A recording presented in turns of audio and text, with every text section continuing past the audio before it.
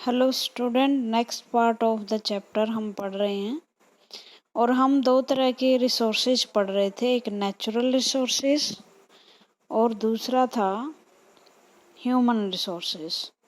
Natural resources जो nature ने हमें बनाकर दिए हैं, जैसे वाटर, पानी, लेक, मिनरल्स, वेजिटेशंस, और ह्यूमन मेड जो हमने खुद बनाए हैं, मनुष्य ने, मकान, इमारतें, रोड्स, बिल्डिंग, कार्स, जूते, जो भी हैं। एक ये अम्मा की लिस्ट है जिसमें आपने ह्यूमन और जो जो रिसोर्सेज हैं, ह्यूमन रिसोर्सेज और नेचुरल रिसोर्सेज, उनमें से आपने ये एक लिस्ट है, इनमें से छांट लेना है कि कौन से ह्यूमन रिसोर्सेज हैं और कौन से नेचुरल रिसोर्सेज हैं। ओके। उसके बाद दो तरह के रिसोर्सेज होते हैं, एक रिन्यूएबल रिसोर्सेज, एक नॉन रिन्यूएबल रिसोर्सेज। अच्छा, ये जान लो, रिन्यूएबल रिसोर्सेज कौन से होते हैं? जिनका एक बार हम यूज कर लेते हैं लेकिन दोबारा से क्रिएट हो जाते हैं। ये मतलब दोबारा से बन जाते हैं, इनकी कोई हानि नहीं होती जब तक इनका ठीक ढंग से प्रयोग किया जाए। जैसे आपका पानी है।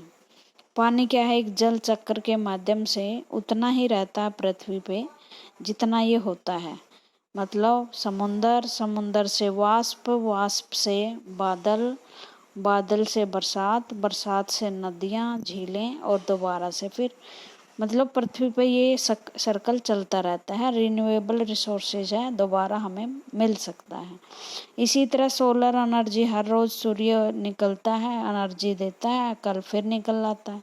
तो ऐसे रिसोर्सेज जो ख़त्म नहीं होते और जो बने रहते हैं, रिन्यू हो जाते हैं, उसे रिन्यूएबल रिसोर्सेज कहते हैं।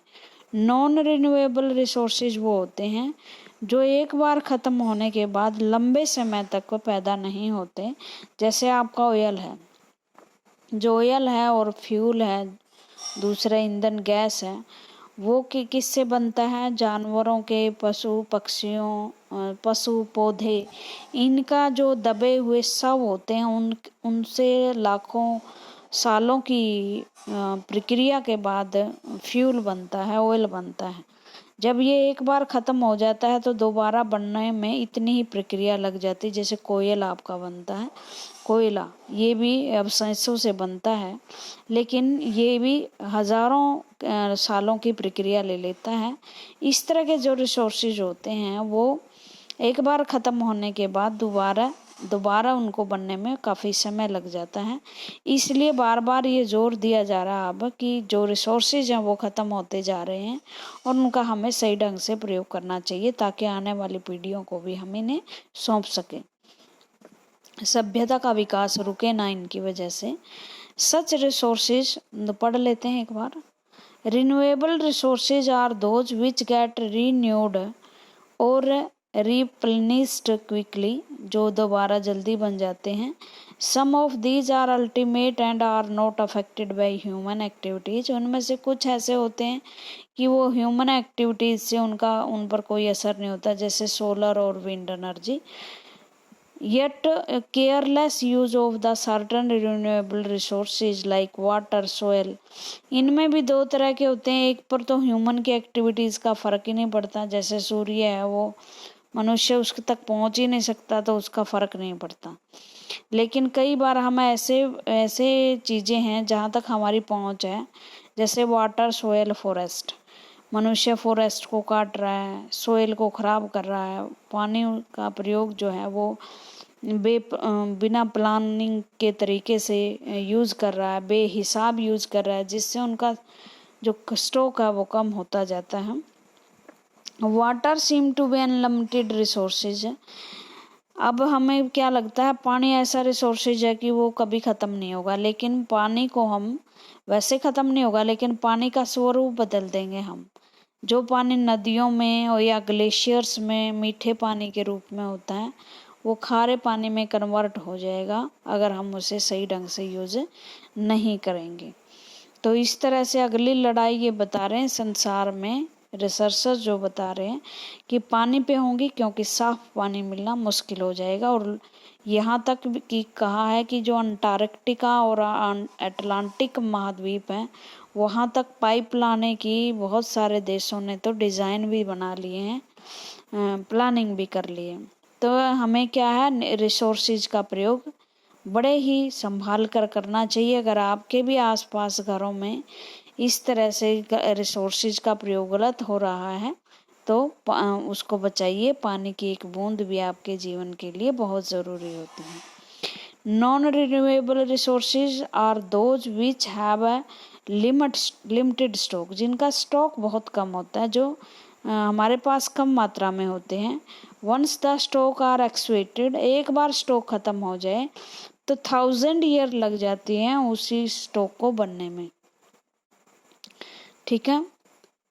सच resources are consider non renewable. Coal, petroleum, natural gas are some example of it. Coal और आजकल ये एक बड़ी समस्या बनी हुई है, रेट इनके बहुत हाई हैं। क्यों? क्योंकि ये रिसोर्सेज कुछ ही देशों के पास हैं और वो दूसरों से बहुत महंगे दाम पर इनको बेचते हैं। लेकिन एक बात हो सकती है, अगर हम हाइड्रोजन को ईंधन में कन्वर्ट कर लें, यूनिवर्स में सबसे ज़्यादा हाइड्रोजन है बच्चों, अगर ये ईंधन में कन्वर्ट हो जाए ना, अगर हम इसे सीख लें कि ईंधन के रूप में इसका कैसे प्रयोग होगा, तो शायद पेट्रोल और डीजल का प्रयोग ना के बराबर हो जाएगा। और जो और समस्याएं हैं कि इससे कार्बन डाइऑक्साइड गैस निकलती हैं, हाइड्रोजन से तो वो भी नहीं निकलती, तो ऐसी सारी समस्याएं मिट सकती हैं अगर हम हाइड्रोजन का प्रयोग करना सीख जाएं। उसके बाद है the distribution of natural resources depend upon number of physical factor like certain terrain, climate and altitude. जो रिसोर्सेज हैं उनका बंटवारा वो किस तरह से कहाँ मिलेंगे, वो टेरेन, क्लाइमेट्स, जो पृथ्वी की आकृति है उस पर डिपेंड करता है। जैसे हमारे यहाँ कोयला, लोहा ये उड़ीसा और झारखंड, बिहार में ज़्यादा मिलते हैं, चांदी राजस्थान में मिलती है।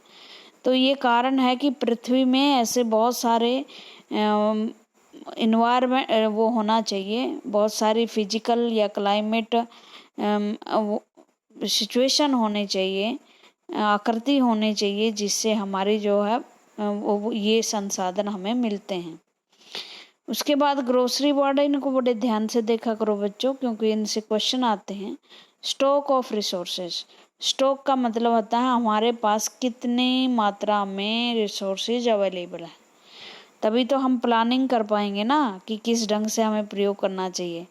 जैसे हमारे पास तेल नहीं है, लेकिन इस महामारी की वजह से तेल की कीमतें अंतर्राष्ट्रीय बाजार में कम हो रही हैं और भारत सरकार अब उनका जो तेल का है स्टॉक करने की कोशिश कर रही है ताकि आने वाले समय में इनका प्रयोग कर सकें। अब है ह्यूमन मेड रिसोर्सेज, इनको तो आप जानते ही हो कौन कौन से रिसोर्सेज हैं। भाई आदमी सबसे पहले तो सबसे बड़ा रिसोर्स है, क्योंकि यही तो इन रिसोर्सेज का प्रयोग करता है, इन्हें रिसोर्स बनाता है। कोई भी वस्तु रिसोर्स कब बनती है, जब उसका यूज होना शुरू होता है, और यूज लायक कौन बनाता है उसे, ह्यूमन बीइंग बनाता है। Some time natural substances become resource only when their original form has been changed. कई बार क्या होता है, नेचुरल रिसोर्सेज जो हैं वो कब वैल्यूएबल बनते हैं, जब उनका ओरिजिनल फॉर्म चेंज किया जाए। ऑयल है जैसे, वो यूं का यूं प्रयोग नहीं होता, पृथ्वी से निकाला जाता है, उनसे बहुत सारे खनिज तत्व अलग कर दिए जाते हैं, तब वो लोहे के रूप में और तेल के रूप में प्रयोग होते हैं, जब उनसे बहुत सारी चीज़ें प्रक्रियाओं से गुजारा जाता है, और ये मनुष्य करता है टेक्नोलॉजी के आधार पर। आयरन ओरे was not a resource until people learned to etcetera iron form it. जब तक आयरन का प्रयोग नहीं था, जब तक लोगों को पता नहीं था कि इसका आयरन का प्रयोग क्या है। People use natural resources to make buildings, bridge, roads, machinery and vehicle which are known as human resources. Technology is also a human made resources, और टेक्नोलॉजी ह्यूमन मेड रिसोर्स तो है ही, लेकिन रिसोर्सों जो दूसरे रिसोर्स हैं उनको भी रिसोर्स में कन्वर्ट करने में मदद करती है। इसे आप ऐसे समझ सकते हो, ये है नेचुरल रिसोर्स आपके पास, ये है बीच में ह्यूमन, और ह्यूमन बना देता है रिसोर्स को यूजेबल रिसोर्स। ठीक है, जब आदमी के पास टेक्नोलॉजी हो, स्किल हो, एजुकेशन हो, तो ये क्या कर देता है, ह्यूमन रिसोर्सेज, जो रिसोर्सेज है टेक्नोलॉजी के प्रयोग से उसको और दूसरे रिसोर्सेज में चेंज कर देता है।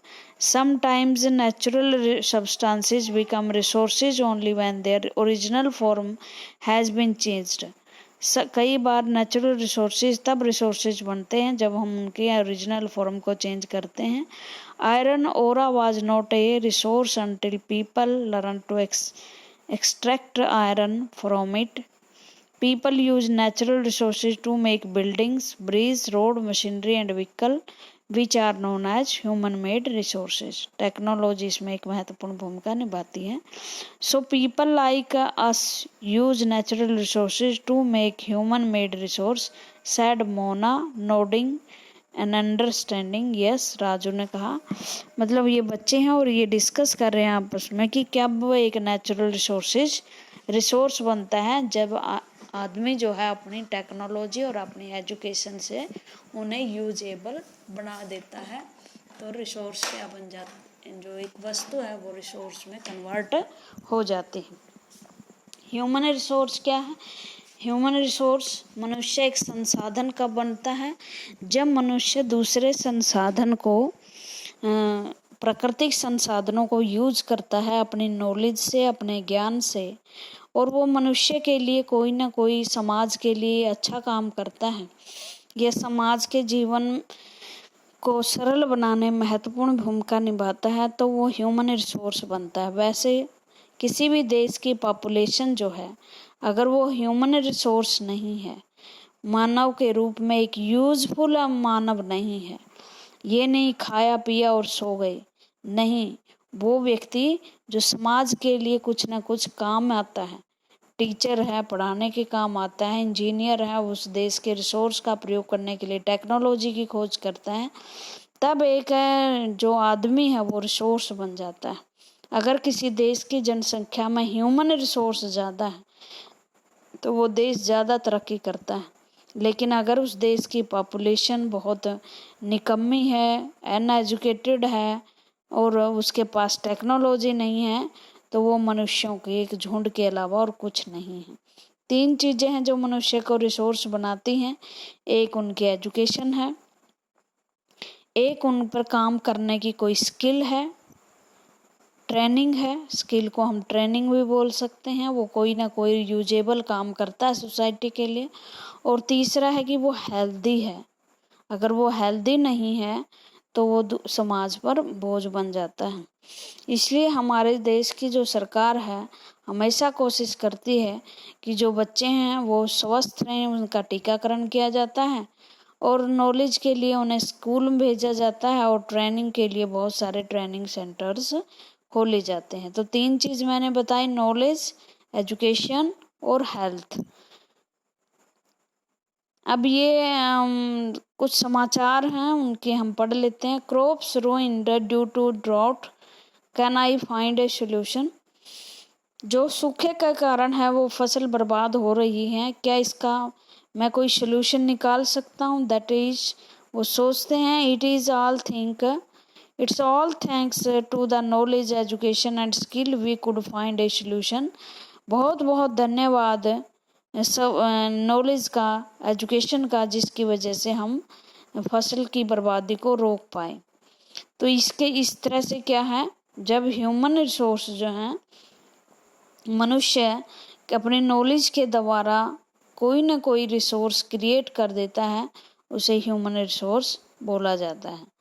Do you know human resource क्या है? इसका ये देख लेना, ये इसकी डेफिनेशन आ गई है। Human resource refer to number, quantity and ability, mental and physical, एक व्यक्ति की मानसिक और शारीरिक अक्षमता, पीपल, लोगों की, through there are differing views regarding treatment of human as a resource, One cannot deny the fact that it is skill of human that help in transforming physical activities से ही वो एक रिसोर्स को दूसरे resource में convert कर सकता है। ये मनुष्य की एबिलिटी है और इस एबिलिटी के द्वारा ही मनुष्य एक रिसोर्स बन जाता है। ठीक है। Being are a special resource, people are human resource. Education helped in making the people valuable resource, improving the quality of the people's skills so that they are able to create more resources is known as human resource development। जब हम skill और knowledge से resource को और दूसरे resources को create कर दें, मतलब रिसोर्स में से रिसोर्स निकाल लें, संसाधनों से और ज़्यादा संसाधन क्रिएट कर लें, उसे हम क्या कहते हैं? Human resource development.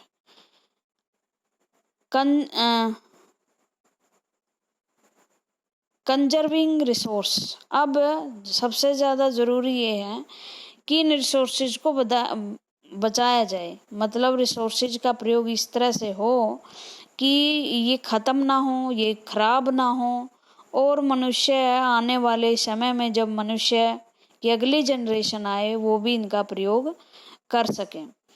जैसे आप खाना खाते हो, उसके लिए आपने एक पार्टी है और आपने ये थाली भरपूर ली है, आपने ये खाना नहीं खाया, आपने ज़्यादा मंगवा लिया, आप 2 ही थे लेकिन एक्साइटमेंट में आपने ज़्यादा खाना खा लिया, आपने इन थाली के 500 रुपये दे दिए होटल को, तो क्या आपकी जिम्मेदारी ख़त्म हो गई कि पैसे दे दिए? पैसे की कोई कीमत नहीं है, वस्तुओं की कीमत होती है। और ये फूड जो है वो एक रिसोर्स है किसी देश का, और आप उसे बर्बाद नहीं कर सकते, क्योंकि इस रिसोर्स से अगर ये ना पकता तो ये आगे वाली पीढ़ी के लिए या अब जो भूखा उसके लिए प्रयोग हो सकते थे। वाटर का प्रयोग आपको वाटर का प्रयोग कर सकते हो, बट इतना भी मत करो कि आप बेकार में उसे बहाते चले जाओ। आप इतनी भी चीज़ें ना बढ़ाओ अपने घर में कि वो यूजलेस हों और संसाधनों का व्यर्थ में प्रयोग होता चला जाए। एक बार हमारे देश में जब हम नए विकसित हो रहे थे, विकासशील हो रहे थे 60s में, तो सरकार ने जितनी भी उपभोग की वस्तुएं थी उन पर बैन लगा दिया था। जो ज़रूरत की चीज़ें कारखानों में वो बन रही थी। कितनी अच्छी बात थी कि जो खामखाई की चीज़ें हैं जिससे हमारा घर भरा हुआ मिलता, ओवरलोडेड, जिसका कोई यूज़ नहीं, एक कोने में फूलदान रखा हुआ है, उसकी कीमत लाखों रुपए है, वो इटली से आया, लेकिन ये फूलदान वैसे ही रखा रहेगा, इसका कोई यूज़ नहीं है। इसकी बजाय तो आप क्या करते? इसकी बजाय आप पेड़ पौधे लगाते, इतने पैसों में बगीचा लगाते, इतने पैसों में किसी को खाना खिलाया जा सकता था, एजुकेशन दी जा सकती थी। तो इस तरह से क्या है, हमें रिसोर्सेज को बचा कर रखना चाहिए। Mona had a night mayor ने मोना को एक सपना आता है। उसको सपने में ये दिखता है कि पृथ्वी से पानी खत्म हो गया, चारों ओर सूखे हैं, पेड़ काटे हुए हैं। देयर वॉज नो शेड, ना कोई धूप छाया है और ना ही पीने के लिए पानी है। People were suffering and roaming around desperately looking for food and shed, और लोग बड़ी पीड़ा में हैं और फूड और शेड की तलाश में हैं। ऐसा हो सकता है भाई? अगर हम इसी तरह अंधाधुंध संसाधनों का प्रयोग करते रहे तो आने वाले समय में हमें फूड और शेड दोनों की कमी हो जाएगी, क्योंकि पेड़ हम निरंतर काट रहे हैं, जिससे पृथ्वी का तापमान जो है वो खराब होता जा रहा है। She told her mother about this dream. उसने अपनी माँ को बताया, अम्मा कैन दिस रियली हैपन, क्या ये हो सकता है? तो अम्मा ने क्या उत्तर दिया? If we are not careful that even renewable resources can become very scarce and the non-renewable ones can definitely get exploited। अगर हम इसी तरह से असावधानी से इन चीज़ों का प्रयोग करते रहे तो जो चीज़ें रिन्यूएबल हैं वो रिन्यूएबल नहीं होगी, वो कमी पड़ जाएगी, और जो नॉन रिन्यूएबल है वो डेफिनेटली यहाँ से इस धरती से ख़त्म ही हो जाएगी। इसलिए ज़रूरी है कि हमें रिसोर्सेज का कंजर्व करना चाहिए, उन्हें बचा कर रखना चाहिए, उनका अंधाधुंध प्रयोग नहीं करना चाहिए। अगर आप प्रयोग करने के लिए पेड़ काट रहे हो किसी भी चीज़ के लिए, तो आपको 2 पेड़ उसके साथ लगा देने चाहिए ताकि बैलेंस बना रहे। पृथ्वी पर बैलेंस ज़रूरी है ना हर चीज़ का। अगर 21% वायु ऑक्सीजन दी है वायुमंडल में, तो वो ऑक्सीजन रहनी चाहिए इतनी। अगर 33% वनों की ज़रूरत है पृथ्वी पर वायु के लिए, पॉपुलेशन तो हम इतनी बढ़ा रहे हैं, जितनी पॉपुलेशन बढ़ेगी ऑक्सीजन का खर्च उतना ही तो होगा, कार्बन डाइऑक्साइड ज़्यादा निकलेगी। लेकिन हम वन काट रहे हैं, तो मनुष्य कहाँ जीवित रहने की कोशिश कर रहा है पृथ्वी पर, अगर वो ऑक्सीजन जो सबसे महत्वपूर्ण साधन अगर उसको ही ख़त्म कर रहा है। Balancing the need of used resources are also conserve them from the future is called sustainable development. जब हम रिसोर्सेज का प्रयोग इस ढंग से करते हैं सॉरी कि आने वाले जनरेशन के लिए भी हम बचा कर रख सकें, फ्यूचर में आने वाले जो लोग हैं वो उनका प्रयोग कर सकें, उसे हम सस्टेनेबल डेवलपमेंट कहते हैं, जिसे हिंदी में बोलते हैं समपोषणीय विकास। समपोषणीय विकास, सस्टेनेबल। और ये सबसे बड़ी नीड है। दुनिया के बहुत सारे देश इकट्ठे होकर संधि समझौते कर रहे हैं ताकि आने वाले समय में किसी न किसी तरह से रिसोर्सेज को बचाया जा सके। There are many way of conserving resources, each person can contribute. और आप भी उस चीज़ में भागीदार बन सकते हैं भाई। अरे आप पेड़ लगा सकते हो, आप कुरकुरे कम खा लो, रैपर कम हो जाएंगे, सोयल बचा सकते हो आप इस तरह से। ठीक है, आप पानी का टैप बंद कर दो, बिजली अगर बाहर जाते हो तो बिजली का पंखा बंद कर दो। ये सारी आप बिल्कुल उसमें महत्वपूर्ण भूमिका निभा सकते हो। भोग की चीज़ें कम इकट्ठी करो, वो चीज़ें मत खरीदो जो आपके लिए यूजेबल नहीं है या जिनका रिसाइकलिंग नहीं होती, जो एक बार ख़राब होने के बाद बार जो उसमें डिस्पोज नहीं होती। जैसे मोबाइल फ़ोन आजकल सबसे बड़ा एक खतरा हो गया है कि जो मोबाइल कचरा पैदा हो रहा है उनको कहीं भी डिस्पोज नहीं किया जा रहा, उसे समुद्रों में डाला जा रहा है, तो मछलियां खा खा के मर रही हैं। तो इस वजह से क्या है, एक ऐसी चीज़ मत खरीदें जो आपके लिए यूज़ ना हो। दैट इवनिंग, जैसे ट्रांसपोर्ट, हर कोई अपने साधन से चलना चाहता है, गाड़ी, आप पब्लिक ट्रांसपोर्ट का यूज़ कर लो तो तेल की खपत कम होगी। तेल कम खपत होगा तो आपकी वायु जो है वो बच सकती है। ठीक है ना। तो that evening the children and their friends made packets and shopping bags out of old newspaper, discard clothes and basket from bamboo sticks. We will give a few to every family we know, said Mona. After all, it is for a very good cause, said Mustafa, to save our resources and to keep our earth alive.